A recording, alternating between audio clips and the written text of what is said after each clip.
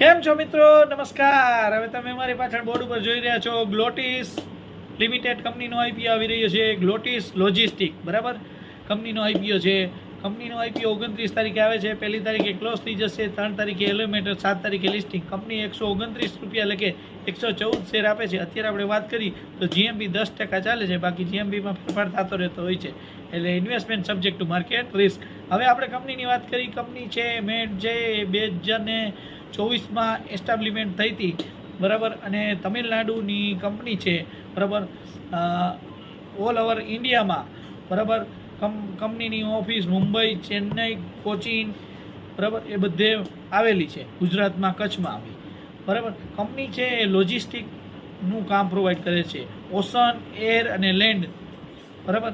એટલે જહાજ દ્વારા, પાણીમાં અને મોટા ટ્રક દ્વારા.